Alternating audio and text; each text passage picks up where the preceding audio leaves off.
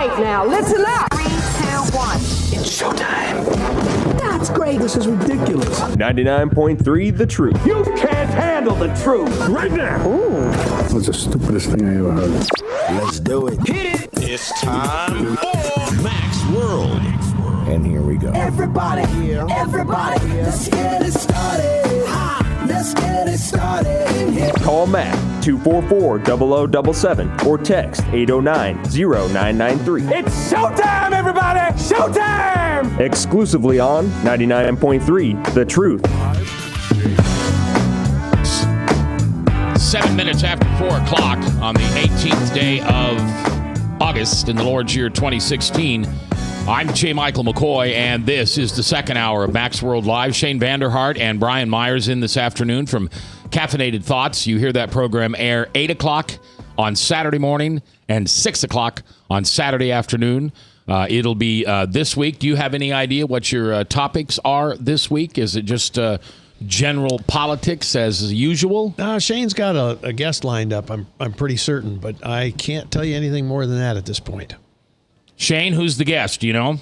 Ray Comfort, actually. We're going to talk about his latest documentary called, I'm looking for the name of it, American Atheist, or The Atheist Delusion. Oh, yeah. That was it. Yeah, I've heard about that. So we'll have him up first segment. Okay, that'll be good. That'll be at 8 o'clock, and then at 6 o'clock this Saturday here on The Truth, 99.3. All right, we have the Service Legends Truth text line at 515-809-0993. And we have a text that came in last hour, but we ran out of time, so I want to get it on the air now. Right. It was from Bruce, and we were talking about Baton Rouge, and he said that at one point they had 2 feet of rain in 24 hours. Whew. 24 inches of rain in 24 hours. That's what he said. Now, help me. I don't know geography very well. Is Baton Rouge on the Mississippi? No, it's over farther west. All right. By the way, if you're watching online on Webcast One Live, you're watching a car sink right now, and I believe they are trying to rescue someone in the car, but the car is sinking in the floodwaters. This is all going on in Baton Rouge, and it isn't looking very good. They get the knife and they get the oar. I think they're trying to prop the car up with the oar, and then this gentleman, David Fung, he says, screw it, jumps in after her, pulls the woman to safety. She practically drags him under, and then she gasps for air and says, please get my dog. And then we're all thinking, what's going to happen? He gets the dog.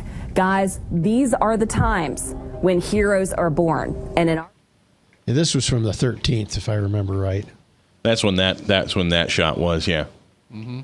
And as Shane pointed out too, you got to think about this region. One of the things we don't often think about is that they are below sea level. Now I know New Orleans is. I don't know if Baton Rouge is, but even still, you're not very high off the ground, and that does have an effect because there's not a lot of place for the water to go when you're that low. In terms of runoff and that kind of thing. It looks like the Mississippi goes right through Baton Rouge. Goes right through Baton Rouge. Thank you. Mm-hmm. All right, so the Mississippi does go through Baton Rouge. Yes. So all this water is going to get dumped in to the Mississippi, and then it's going to go down to New Orleans.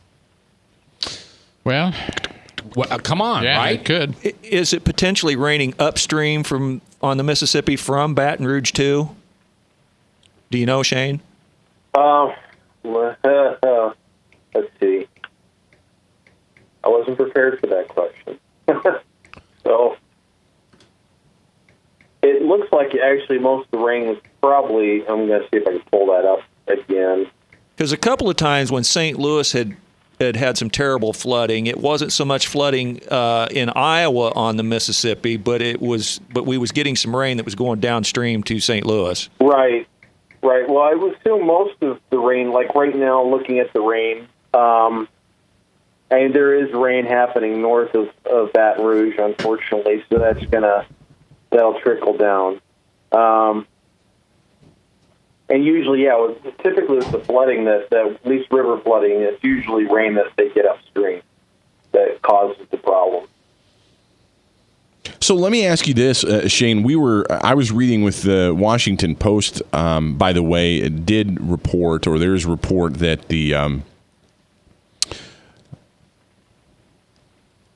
feds, the White House. So President Obama is aware of what's going on, and somebody was supposed to go down there and check out the damage today. So I don't know what all is going to be done. But what would you expect the federal government to do in a situation like this? I mean, it's not like they can go, "Oh, I'm sorry, we forgot to turn the dishwasher off. We'll turn that off. This will fix this." I mean, Shane, in your opinion, what can the federal government even do? As far as you obviously have FEMA that gets activated. They can provide emergency shelters. They can provide vouchers for hotel stays, so they can provide temporary relief for those who are displaced. He declared a state of emergency, which opens up federal funding to help with long-term rebuilding. So there's monies available. Beyond that, I think the more what we've seen in the past, too much involvement ends up hindering things. So it's better if they could just provide monies and let locals do what they need to do to empower what they need, the solutions that they see on the ground that they can provide and what's needed. I think too many times the feds can actually. At least we saw with Hurricane Katrina, it just ended up being a nightmare. Too many cooks in the kitchen, for instance. Right. Then, well, you want to avoid that. Now, Bob, you mentioned there in the first hour, actually, that being a part of DMORT, there is some possibility that they might call you guys down. Do you know what would it take to call in special agents as yourself? Well, it depends on if the community can handle the disaster on their own without our help.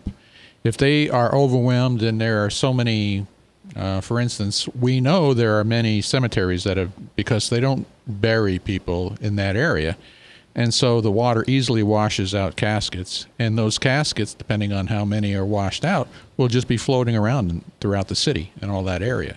And so they have to be collected and reburied and processed. And so if the community can do it, if they have enough people and supplies and so forth, then they'll do it. But if they're overwhelmed, then they can call DMORT in to assist in doing that. And then it also, DMORT is there to assist if there are not, too many fatalities. Right. But if they can handle the fatalities themselves, then they will not use DMORT. We're talking about the floods going on in Louisiana, primarily in Baton Rouge and New Orleans right now. If you've that was kind of the question that I asked Shane and Bob. What do you think the federal government could even do? I know a lot of people were up in arms about the president hasn't said anything. It's not getting a lot of media coverage. Do you think the federal government can do anything to help? We want to hear from you in Max World at 515-244-0077, or you can send us a text at 515-809-0993. Well, when you think about it, the feds are very much aware of what's going on, and they're watching, that. Right. And so FEMA is also, remember all the heat they took during Katrina? Yeah. And they absolutely. took a lot of heat. And so things have changed since that time with FEMA, but FEMA is there, and they're giving assistance where they can, because you have a lot of displaced people. Their homes are destroyed. They have no place to stay. But I really think at the end of the day, what had Frank and I both exercised on this issue isn't so much about what the federal government should or should not do or can or cannot do. It's the fact that George W. Bush got crucified on this particular issue, a decade ago. Whereas today we have a president that's playing golf in Martha's Vineyard or whatever, and nobody's saying a word. That's what has us exercised. But I remember George Bush declaring national disaster 2 or 3 days prior to Katrina hitting on shore, so they could open up the federal government reserves to help. Because everybody knew it was coming. They knew it was coming. Yeah. It was supposedly reported, because I remember this. It was reported that this hurricane was the size of the state of Iowa, which perked my interest because obviously I live in Iowa. But they used the analogy that the hurricane was the size of the state of Iowa, and they said the eye of the hurricane was 30 miles in diameter. That's roughly between Des Moines and Ames was the eye. But My question is that I'm kind of wondering out loud is where's Bobby Jindal on this? We've had Bobby in the studio here. We talked to him down at the Family Leader. He's not governor. Yeah, he's no longer governor now. They've got a new guy. Governor. Democrat took over. Yeah, I was just actually checking Bobby Jindal's Twitter just to see if he's tweeted anything. He hasn't actually tweeted anything since July 9th. Well, you would think his hair would be on fire, barking to, Republican officials, to bark at Trump, for Trump. I mean, I don't necessarily want to make this a political issue because disasters shouldn't really be a political issue. But Trump needs to be smashing Obama over the head with it. Hey, why aren't you paying attention? Get off the golf course and get down there and start helping these people that's in disaster mode. Right. I mean, he could be doing that. I would suspect Jindal's probably not saying anything out of deference for the current governor. That would be my guess. Sure, not wanting to usurp the authority or take attention to himself. And that, one of the other thing, and I do have, you said this, I think, Shane, in the first hour, we do have to give some kudos or some slack to the media anyway for not covering this a lot because there is a lot of things going on. And that's why it hasn't really turned into the media storm. I think it was just, when Katrina happened, there wasn't a whole lot else being talked about. I don't remember what else was going on in the news cycle the only at the time. thing that I've seen Am I wrong, going Bob? on is the Olympic scandal. Well, there's all kinds of stuff going on with the Olympics. Trump's always saying something stupid. Hillary Clinton's still lying to people. There's always something going on. You're listening to 99.3 FM The Truth. This is Max World Live. Shane Vanderhart and Brian Myers are with us. That's Caffeinated Thoughts Radio. You can listen to him every Saturday at 8 a.m. Shane has the unique privilege of being in his basement on his recliner, probably with no pants on. We'll talk to him more when we get back, right here on 99.3 FM. Oh, dear.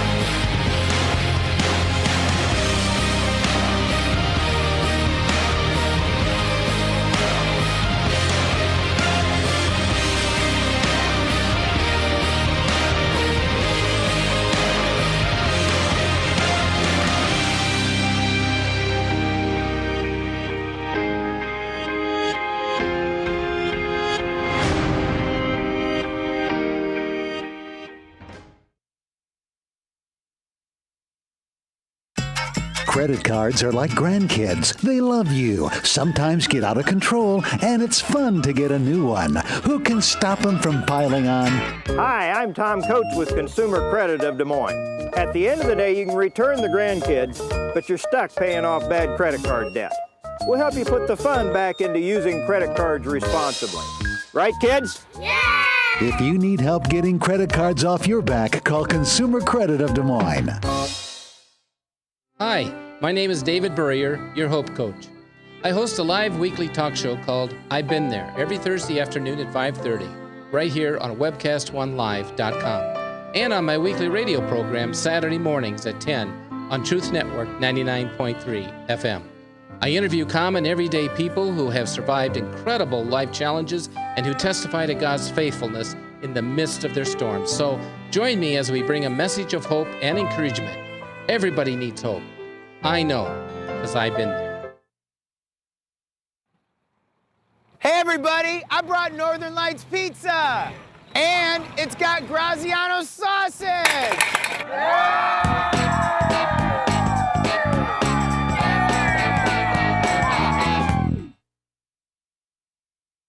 Rockton Prevention is celebrating 25 years of creating a caring community. We want to say thank you to the tens of thousands of Rock High School mentors that have carried our message of health, love, and encouragement to over 1.5 million children, teachers, and parents. Our mentors teach children methods and skills to prevent bullying and drug use. Thank you to all the school administrators, teachers, and counselors for their opportunity to serve you. Rock on, fair citizens. Rock on.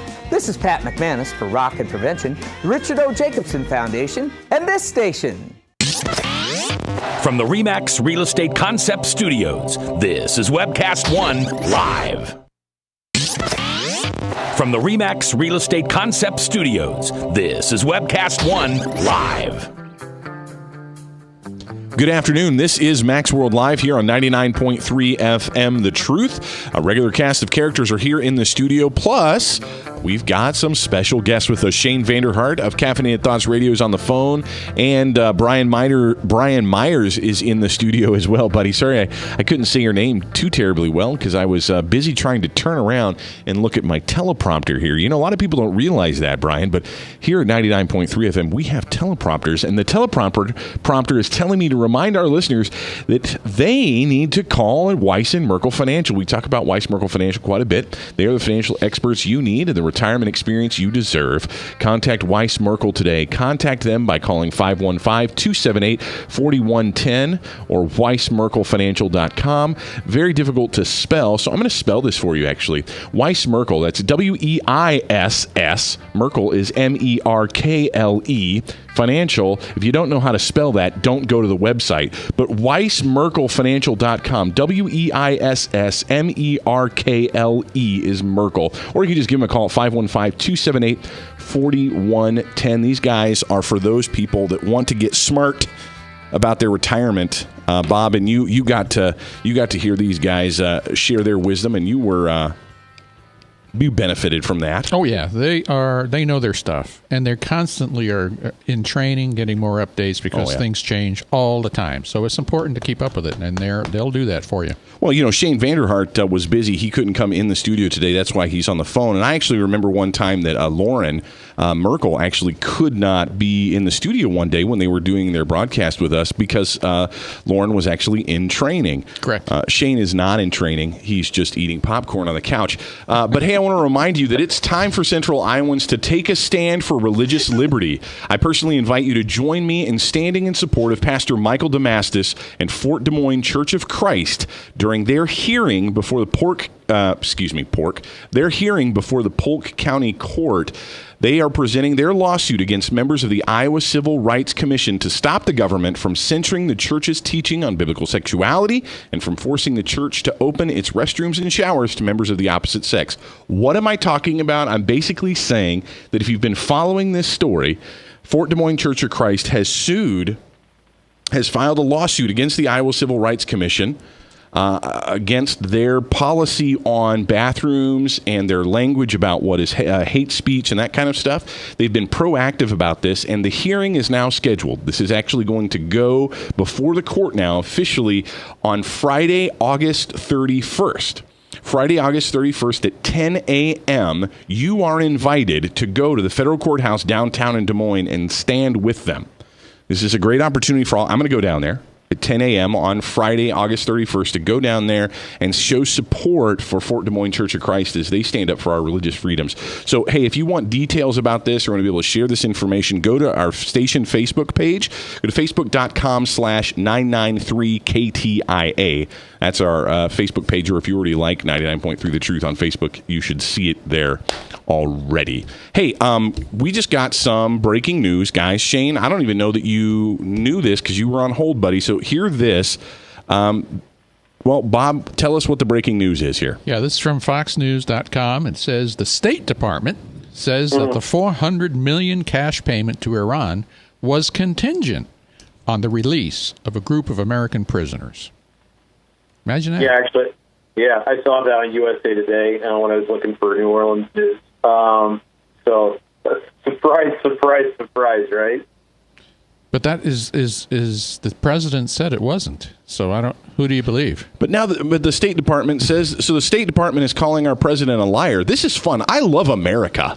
we're just a fun place. Shane, is that what the State Department is saying, that President Barack Obama is a liar?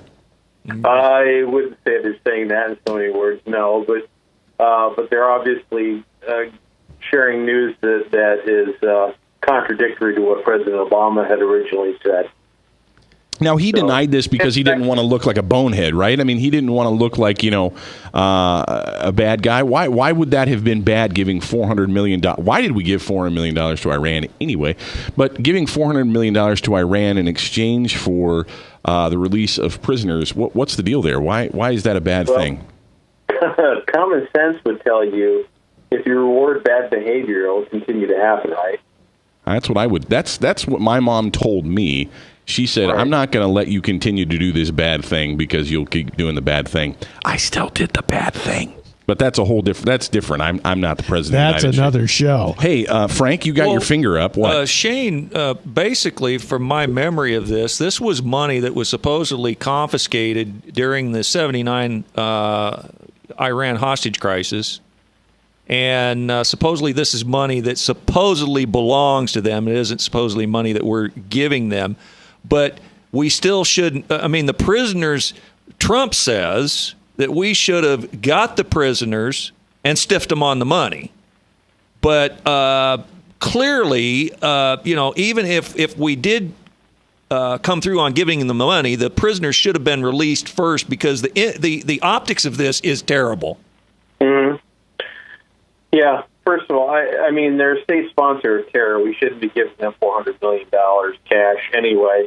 And the fact they converted it from, it's not American dollars, but euros and other forms of currency just makes it even more shady.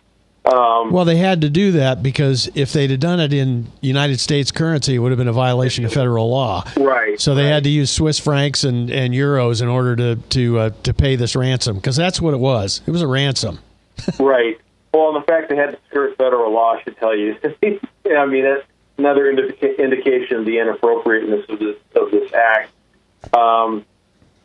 Yeah. But that's what these guys do, Shane. How many times have you and I talked about this, where they'll do something that's just completely and obviously unethical, perhaps illegal, deny it, and then it'll come out later that it's exactly what they did, and it's kind of like, well, that was yesterday's news, let's move on. Well, going back to the Iranian nuclear bargain deal and the money that was given over in that exchange, John Kerry himself, big mouth Herman Munster, John Kerry, come out and basically said, well, he admitted that most of this money, some of this money, not most, but some of the money would be used for state sponsor of terrorism. So why are we giving them that money to start with if we're acknowledging that money is going to be used to have terrorist attacks against our country and our interests around the world? Well, because they had our people. They were being held for ransom. No, this goes back before I believe this goes back before the hostages on the ship. I'm talking about the Iranian nuke deal. Kerry said some of this payment or this money that was given at that time would be used for state sponsor of terrorism. Who was it that said we will not negotiate with terrorists? Was that like a real person, or was Ronald that Reagan, I believe. Was that Ronald Reagan? I couldn't remember if that was in a movie or if that was a president. Well, I guess if it was Reagan, it could have been both, huh? And that was a dumb joke. Who said that? Was Ronald Reagan who said that? Well, others have said it, but Ronald Reagan was one who said it. But supposedly they got caught in the Contra Sandinista controversy with Oliver North, that supposedly there was some, engaging with swapping arms for money, et cetera, et cetera. But so Ronald Reagan said we will not negotiate with terrorists. Barack Obama said, you want us to pay you $400 million and violate the federal law to do so? We're going to go ahead and do that. Well, look, these guys have been telling us all along how wonderful their diplomacy is, and it was very important for them to have. Hillary Clinton's running on that. There you go. And it was very important for them to negotiate this Iranian deal, which an awful lot of people just thought was a horrendously bad deal. but they wanted to sell this as a wonderful deal. A diplomatic deal. And so there were a lot of things that they knew were going to be, shall we say, controversial. And so they buried those things or hid those things or otherwise kept those things, keep people in the dark about those things. And as they over time have come to light, then, people say, well, what's up with this? Why are we doing this? And so my point here is they know all along that the stuff that they pull is not going to fly with an awful lot of people here in the United States. They do it anyway and just sort of hide it or bury it or otherwise, keep it out of the public eye. And in hopes of over time, just being able to move on. They're very skilled at this. It's what they do. This is their modus operandi. Mac, it just became public knowledge that the State Department confirmed that the $400 million that we gave to Iran was, in fact, in order to release the prisoners. The State Department has come out and confirmed that today. So our president's a liar, is what the State Department said. Okay, I had to go in the other room because I had a phone call. And you're not joking. I'm not joking. No, this came in from FoxNews.com. It says the State Department says that the $400 million cash payment to Iran was contingent on the release of a group of American prisoners.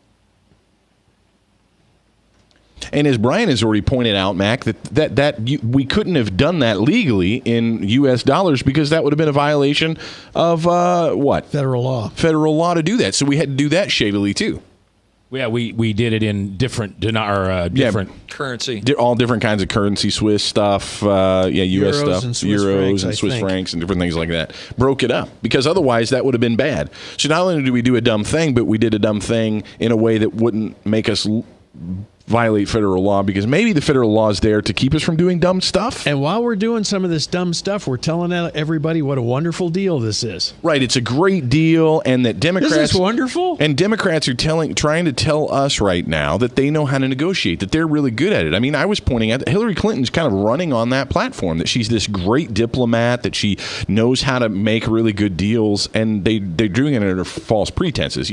Terrorists will do a lot of things for money, they're good at... Terrorists like lying to people, and if they say, Mac, I'll do this for you if you give me $400 million, yeah, that's a good deal to take for Iran. Iran got a lot out of it, and they're going to use it to blow the crap out of us.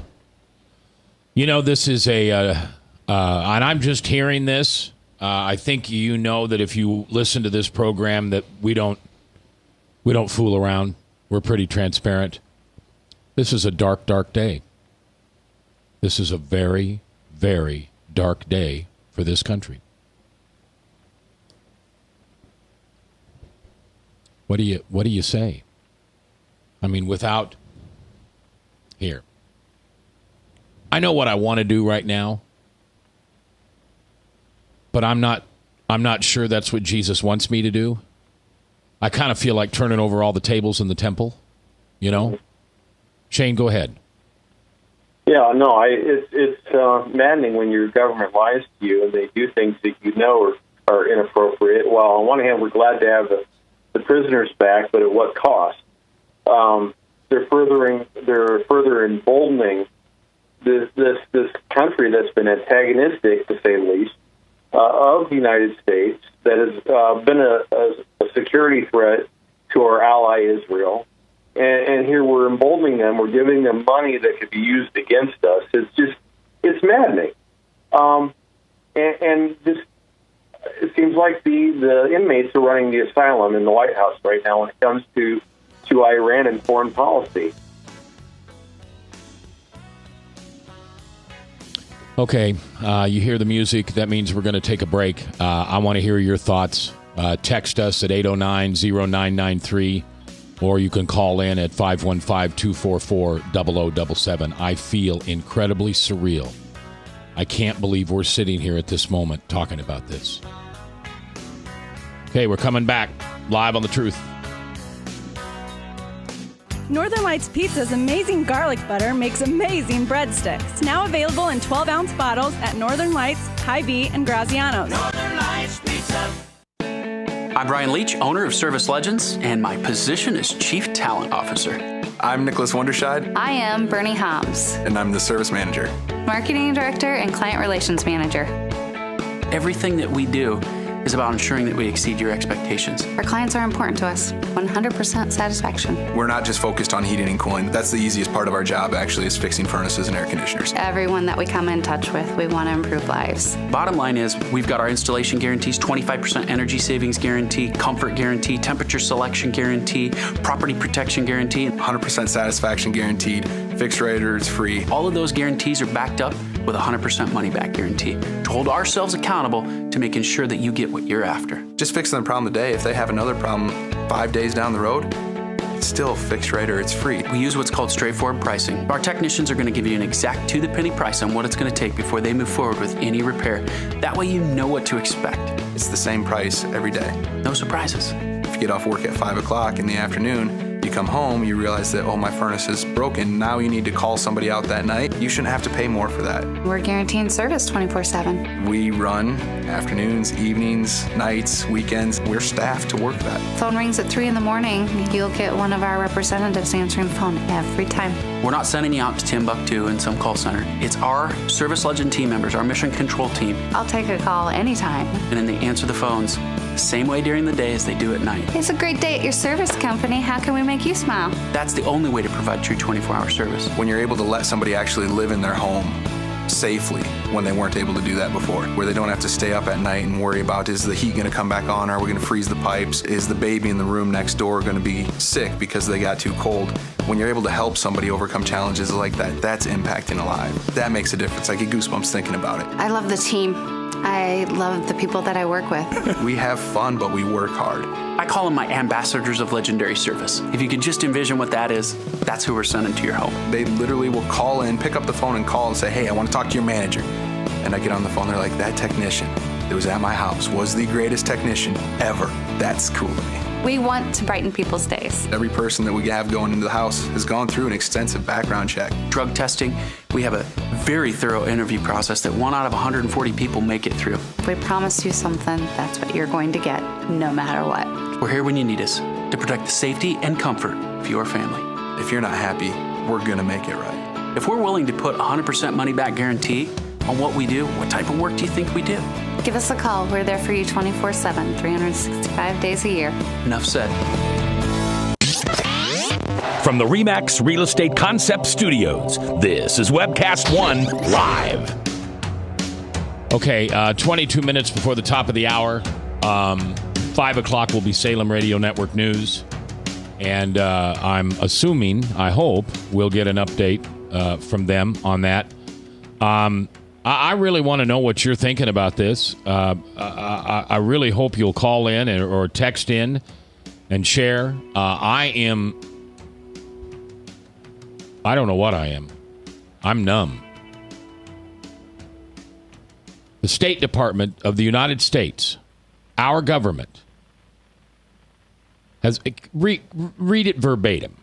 Bob, read it verbatim. Read the breaking news verbatim. Okay, let me get back there. All right. It says the State Department says that the $400 million cash payment to Iran was contingent on the release of a group of American prisoners. Go ahead. That's it. That's it? That's all we got so far. That was the email that came. But understand this. The Iran didn't release the hostages until they got the money. So even in the State Department telling the truth, they're spinning the story because they're saying that the hostages should have been released first before they got the money. And then they tried to say that, well, this was just two perfect storms that collided. These things had nothing to do with each other because the money was going to them anyway, and the hostages just accidentally happened to get released. Nobody believes that. And nobody believes it. But who's saying that? Obama. I heard Obama say... okay, well, but that's been blown apart, right?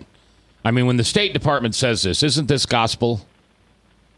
Well, again...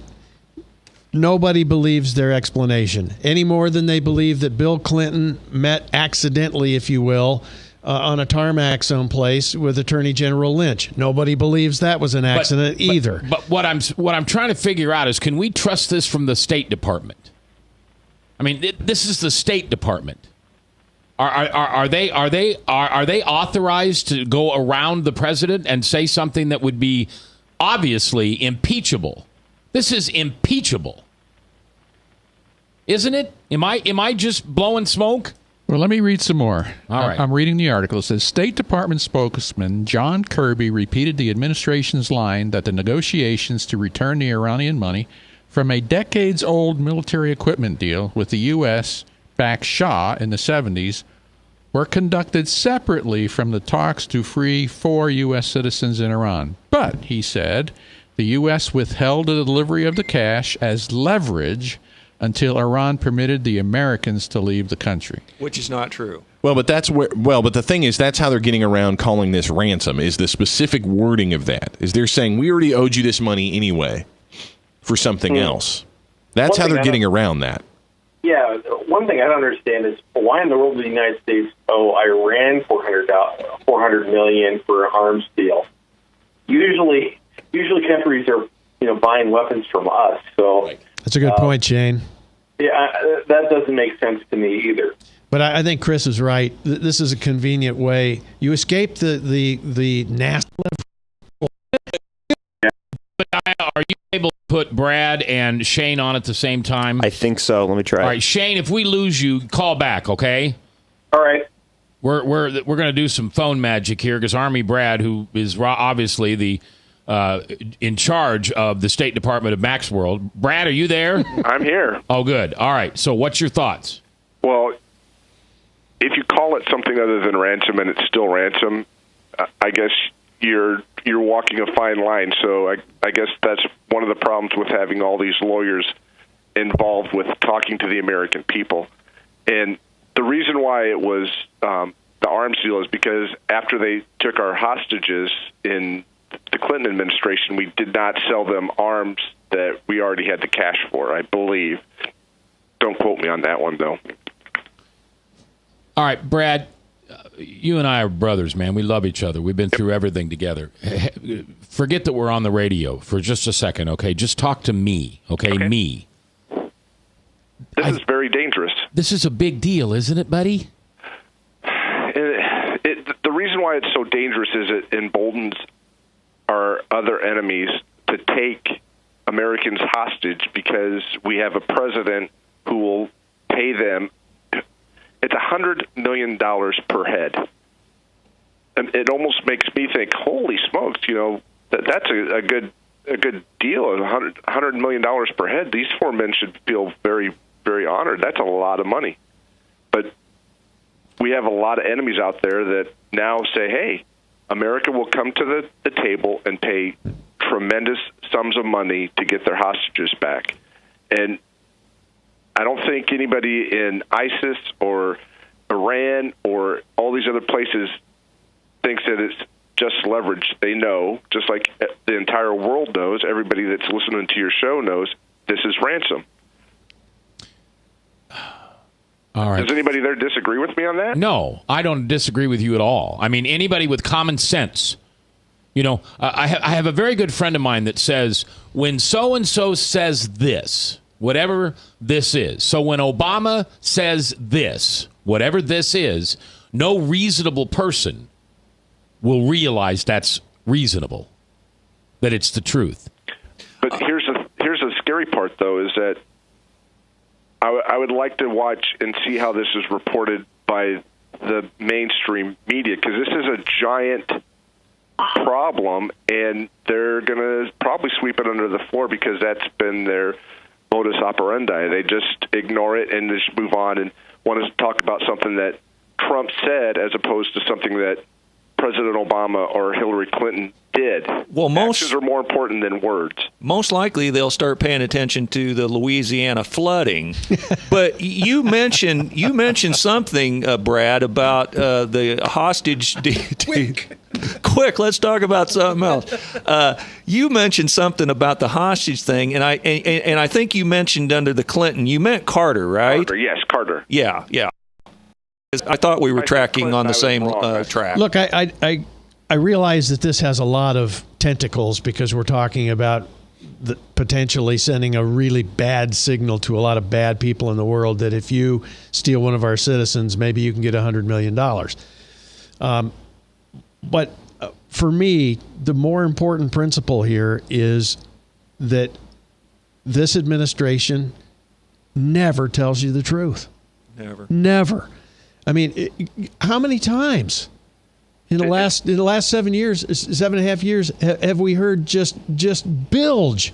I mean, the YouTube video and the Benghazi attack, right? Yeah. But they told you up front they were going to be the most transparent administration in the history of our country. Yeah. Well, I think love, honor, and we can rattle off. People are forgetting is the recent release of 16 terrorists, and the last time they were releasing lots of terrorists, at least we got one traitor back, but this time they just let them walk away. I think that is going to come back to haunt us. You reference Bo Bergdahl? No, there was a more recent one where they released a bunch of just really hardened criminals. So if you're Hillary Clinton, what do you come out and say? That sentence. If you're Hillary Clinton, don't you come out and aren't you outraged by the action? Part of it. Somebody's trying to break into your car, Brad. What do you mean she was a part of it? She wasn't Secretary of State when this happened. No, but she was. If you go back, I think you'll find that the deeper you dig, that she was there to start this whole negotiation. That this is longer and deeper than. I suspect he's right. And the fact that the State Department's releasing this makes me wonder who's trying to undercut Clinton and Obama.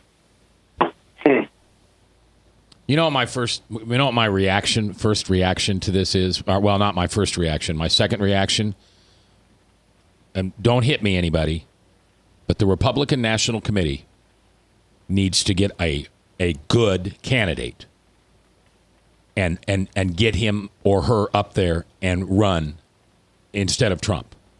It's too late. It's never too late. It's too late. Why is it too late? We haven't had an election yet. Because it's mid-August.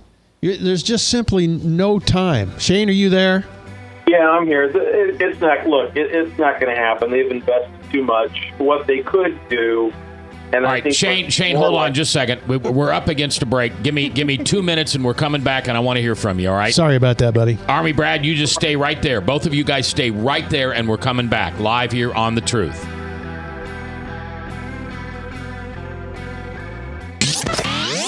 From the RE/MAX Real Estate Concept Studios, this is Webcast One Live.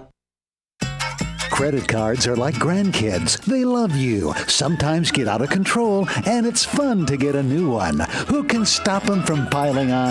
Hi, I'm Tom Coates with Consumer Credit Des Moines. At the end of the day, you can return the grandkids, but you're stuck paying off bad credit card debt. We'll help you put the fun back into using credit cards responsibly. Right, kids? Yeah!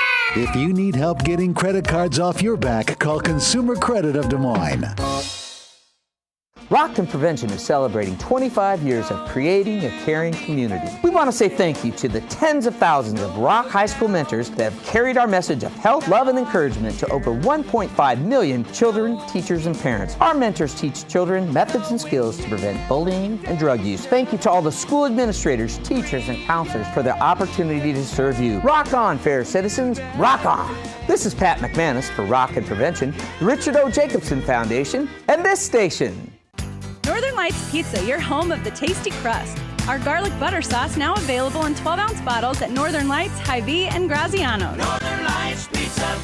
Hi, my name is David Burrier, your Hope Coach. I host a live weekly talk show called I've Been There every Thursday afternoon at 5:30, right here on webcast1live.com, and on my weekly radio program Saturday mornings at 10 on Truth Network 99.3 FM. I interview common everyday people who have survived incredible life challenges and who testify to God's faithfulness in the midst of their storms. So join me as we bring a message of hope and encouragement. Everybody needs hope. I know, because I've been there. From the RE/MAX Real Estate Concept Studios, this is Webcast One Live. From the RE/MAX Real Estate Concept Studios, this is Webcast One Live. Okay, we're back. I don't want to waste any time with the music. Go ahead and shut that down, Jebediah. Shane, what was the question that who asked Shane a question? You did, right? Right. Shane was going to talk about the possibility of anybody else in mid-August being able to take Trump's place. Yeah, because my comment was we need a real serious person in here to say I'm going to be president, and I don't know who that is. Well, theoretically, the RNC could remove him. Well, no, I take that back. They could replace him if he voluntarily dropped out. They can't legally replace him. He would actually have to drop out. There is supposedly a process for that, but it's not going to happen. He's not going to drop out. Well, I think what may more likely happen as a result of Trump continuing to circle the drain is that they they basically, in a way, forfeit that the presidential race and focus on down ballot races. I can see, if things get worse, the RNC actually pulling their funding and focus on trying to save the Senate and the House, because we're actually facing, because I think of this disaster of the campaign, actually losing the House of Representatives as well as the Senate, which that would be awful. We need to maintain the Congress in order to, at least if Hillary Clinton's elected, to provide a check. That's exactly right. Somehow or other, we have to provide a legislative check against that woman. Yeah, I'll tell you something. And I'm going to say something really honest here, and some people are going to think I'm a bad person to say it, but I'm going to say it. I'm going to vote on Election Day. But you know why I'm going to vote? Because I can't get on this radio station and lie. Because I don't want to vote. I want to stay home. But it's for what Shane just said that we can't. We can't stay home. We've got to get in there, and we've got to sit there, and we've got to get these Republicans in control of what we're already in control of and do what we can to try to stop this. Because I don't want to participate anymore. I want to take my ball and go home. The unfortunate thing is we need Congress to actually provide a check on the president. They haven't done. They've done okay on some things, but then they've capitulated in other areas. Which some people bemoan gridlock in Washington D.C. Frankly, I think gridlock's a beautiful thing. Absolutely, because it's like government they don't have to vote on certain things. They don't need to pass certain bills. Like, for instance, the education bill, how they reauthorized No Child Left Behind. They didn't need to do that. I wish they didn't do that. But they went ahead, and it's saying something when you pass a bill that President Obama is willing to sign, which tells me it wasn't a very good bill. All right, Frank, what's your question? Well, it's just a statement. The Republican Congress and Senate hasn't kept Obama in check, so why would anybody think that they would keep Hillary in check? That's the question of the day, yeah. Well, now hang on here. Hang on. Shane, hang on. We have to remember what it was like in Obama's first 2 years when he had majorities in both houses. Hello, Obamacare. Hello, stimulus package. I mean, what did he not get away with? At least they have been able to stop him at some level. Not to the degree we would like to see, but they've slowed him down. Let's put it that way. Correct? What do you? Oh, sorry. Go ahead. Did we lose Shane? I mean, yeah, you're right. I mean, most of the stuff that they've passed has been actually funding bills. So, just some of us wish they would actually try to make Obama come and negotiate in good faith and actually capitulate some things. It seems like the only people ever capitulating anything is congressional Republicans. It seems like President Obama can't make a good deal with anybody except Republicans. So, I mean, it's like, come on, they need to have a backbone and say no more often and be okay with some gridlock. All right, Shane, we've got just a couple minutes left. I want to give you a minute here or so to give whatever you want to say, and then Brad, the same thing, and then I want to close this out with a thought. So, Shane? Yeah, I mean, stay encouraged. Like you said, we need to get out to the polls. I mean, I'm a never Trump guy, but I'm focusing on down ballot races. I want to make sure Chuck Grassley gets reelected. I want to see Dan Charleston win Polk County Sheriff. Send David Young back to Congress. I mean, so I'm focusing on those down ballot races, and so it's important that you don't just stay home. You need to get out and vote. Frankly, some of these local elected officials and state elected officials, they have a bigger impact on your daily life than even some of these federal officials. So it's very important that we get involved and go out and vote. All right, Shane Vanderhart from Caffeinated Thoughts. That program, of course, is heard 8 o'clock on Saturday morning and then 6 o'clock on Saturday night. Brad, a couple last words from you. Well, my thoughts are I'm not as negative on President Trump as you guys seem to be. I think he would put a cabinet together that would make sure that we weren't sending ransom money to Iran, that would not even create a Iran deal, because you would come at it from a proper stance as opposed to a position of weakness when we're the world's only superpower. So I think in the choice that's coming up in November, I don't see the negatives that you guys do, and I think Hillary would be a disaster because her actions show her to be a giant disaster, and I urge everybody to pray for our nation, because that is one thing I think we all can do and all should do. All right, Brad, I love you, buddy. See you soon. Thanks for calling in. You know what I feel? I'm scared. I'm scared that they're going to take my friend Chris Roloff next, or Brian, or Frank, or Bob, or Jebediah. We're all sitting here on the radio, a Christian radio station. What stops them from starting to take media people? What? Terror. That's what I feel. If these terrorists, no, I'm not going to say if. These terrorists have Obama's permission to run amok in our country. Who's safe? They don't respect women and children. They want to go after people who talk ill against them. And who more than a Christian talk show host? Tomorrow in Buffalo, New York, some Christian talk show host is taken hostage and then beheaded.